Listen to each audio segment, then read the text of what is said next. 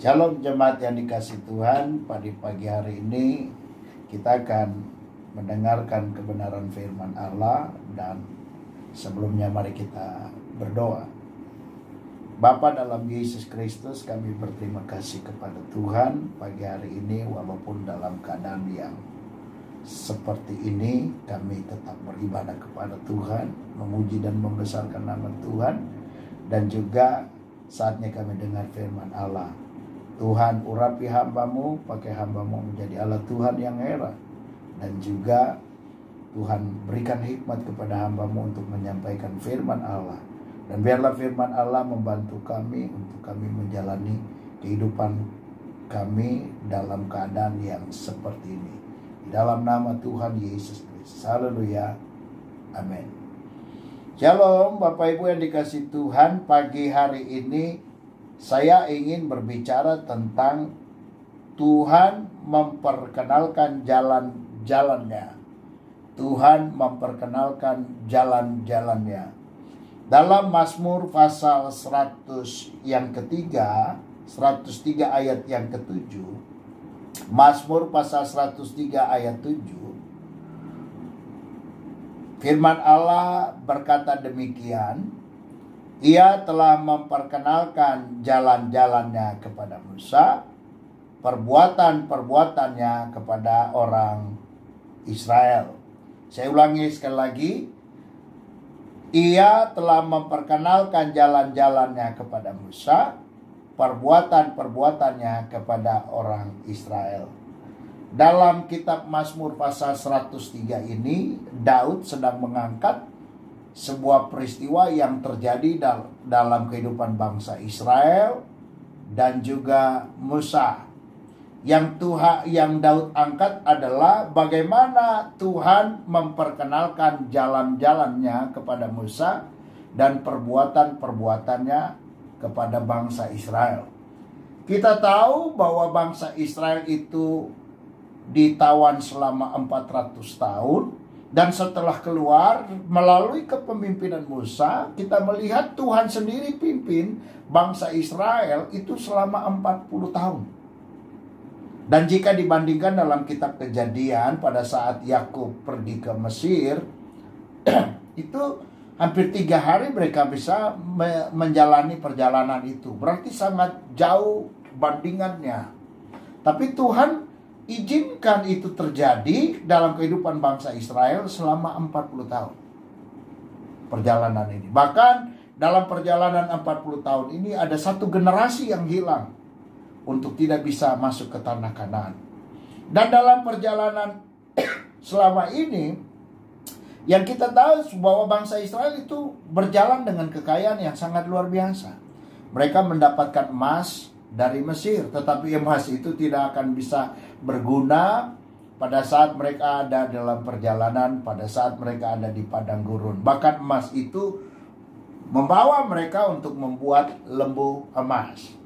Nah, saudara yang kekasih dalam Tuhan, kita belajar dari kebenaran ini. Saya yakin bahwa perjalanan ini, jalan yang ditunjuk Tuhan, yang mengakibatkan sampai perjalanan 40 tahun ini, bukan perjalanan yang ideal bagi bangsa Israel. Dan bukan perjalanan yang disukai oleh bangsa Israel. Dan bangsa Israel tidak mengharapkan untuk berjalan selama 40 tahun. Tetapi herannya mereka harus ikuti karena Tuhan yang pimpin. Tuhan yang tuntun mereka. Nah, yang menjadi pertanyaan, apakah Allah tidak tahu ada jalan yang ideal? Atau Allah tidak tahu ada jalan yang singkat bagi bangsa Israel? Dan mengapa Allah membawa bangsa Israel kepada jalan yang tidak ideal ini? Itu menjadi pertanyaannya. Saya menjawabnya bahwa Allah tahu, Allah itu Allah omniscience, Dia maha tahu. Dia mengerti jalan yang singkat. Dia paham jalan yang ideal bagi bangsa Israel. Tetapi kalau Allah membawa ke dalam perjalanan yang cukup waktunya cukup panjang dan waktunya tidak ideal bagi mereka, tentu Allah punya alasan. Dan saya lihat dari kebenaran firman Allah, justru Allah lah yang memperkenalkan, Allah lah yang berinisiatif untuk memperkenalkan jalannya kepada bangsa Israel. Allah yang berinisiatif. Allah punya alasan tertentu untuk bangsa ini berjalan bersama dengan Tuhan. Mengapa Allah tidak membawa ke bangsa Israel ke jalan yang ideal?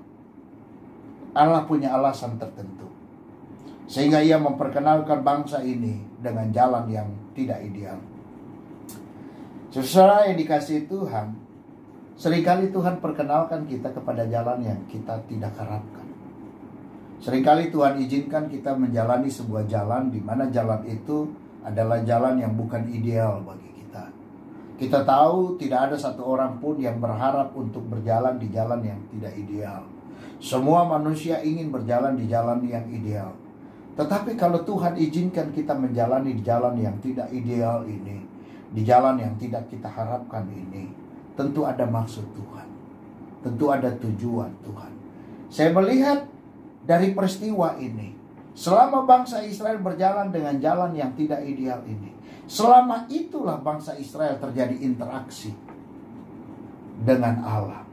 Ada 400 tahun bangsa Israel di Mesir, tetapi selama 400 tahun mereka mengalami sesuatu masalah dalam hidup mereka, sehingga hubungan mereka dengan Tuhan itu tidak berjalan dengan baik. Saudara yang kekasih dalam Tuhan, keadaan sekarang ini adalah keadaan yang tidak kita harapkan. Dunia di mana kita berada ini terbagi dua golongan, yaitu dunia supranatural, dunia natural. Dunia supranatural, di dalamnya ada kelompok-kelompok agama, di dalamnya ada kelompok-kelompok mistik, dan dunia natural di dalamnya adalah kelompok-kelompok ilmiah, ilmuwan dan lain sebagainya.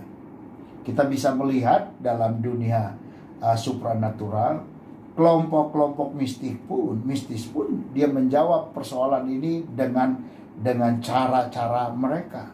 Kelompok-kelompok agama pun, bahkan hamba-hamba Tuhan juga menjawab dengan cara-cara agama, bahkan tidak sedikit menghakimi keadaan seperti ini. Dan kita bisa belajar dari perenungan firman Tuhan. Dan kelompok-kelompok ilmiah pun sampai saat ini belum mendapatkan jalan keluar. Mereka sedang mencari jalan keluar. Dan mereka minta supaya orang-orang kelompok agama berdoa supaya mereka dapat jalan keluar. Saudara-saudara yang kekasih, terpilahnya dunia ini dengan kelompok manusia dua model ini, yang supranatural dan natural, itu ada dalam diri manusia. Semua manusia ada dalam diri manusia, baik yang agama, baik pun yang natural. Di sisi lain kita harus berpikir secara ilmiah, di sisi lain kita harus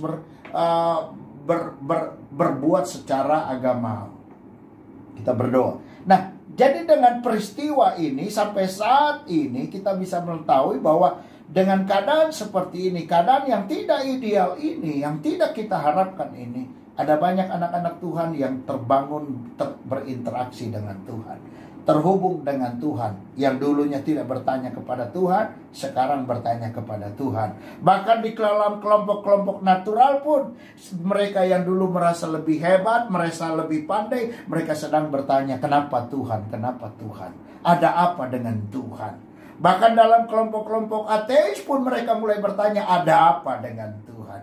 Jadi peristiwa ini Tuhan izinkan, sesuatu yang tidak ideal ini Tuhan izinkan terjadi dalam kehidupan semua bangsa, supaya semua orang terjadi interaksi dengan Tuhan. Dengan kata lain, mau tidak mau, suka tidak suka, dengan jalan yang tidak ideal yang sedang Tuhan perkenalkan ini, semua orang bertanya kepada Tuhan. Setidaknya mereka mulai terhubung dengan Tuhan. Akibat proses interaksi antara manusia dengan Tuhan, membuat manusia terhubung dengan Tuhan. Saudara-saudara yang dikasih dalam Tuhan, oleh dan sebab itu jalan yang tidak ideal ini menurut kita ini membuat kita bisa terhubung dengan Tuhan. Dan saya percaya jemaat yang ada juga terus berdoa kepada Tuhan sampai saat ini. Dan dengan kita berinteraksi dengan Tuhan, Dengan kita terhubung dengan Tuhan, setidaknya kita mendapat jawaban dari Tuhan. Bagaimana seharusnya kita menjalani hidup ini. Bagaimana seharusnya kita berjalan di jalan yang tidak ideal ini. Tuhan yang akan berikan petunjuk kepada kita untuk berjalan di jalan yang tidak ideal ini. Apakah Allah tidak tahu jalan yang singkat? Apakah Allah tidak tahu jalan yang ideal? Dan mengapa Allah membawa bangsa Israel ke jalan yang tidak ideal ini? Sebagai anak Tuhan, harusnya kita pahami sekarang bahwa kita sedang berada di jalan yang tidak ideal. Siapapun dia. Dan sebagai orang percaya, Anda harus tahu bahwa sekarang ini, saat ini, Anda dan saya berada di jalan yang tidak kita harapkan. Berada di jalan yang tidak kita sukai. Berada di jalan yang tidak ideal menurut kita. Tetapi karena ini adalah inisiatif Tuhan untuk menunjukkan kepada Musa, kepada bangsa Israel, berada di jalan yang tidak ideal ini, Tuhan yang tetap pimpin, Tuhan yang tetap tuntun. Itu sebabnya bangsa Israel tidak akan kepanasan pada siang hari karena Tuhan jadi tiang awan. Bangsa Israel tidak kedinginan pada malam hari di padang gurun karena ada tiang api. Allah jadi tiang api.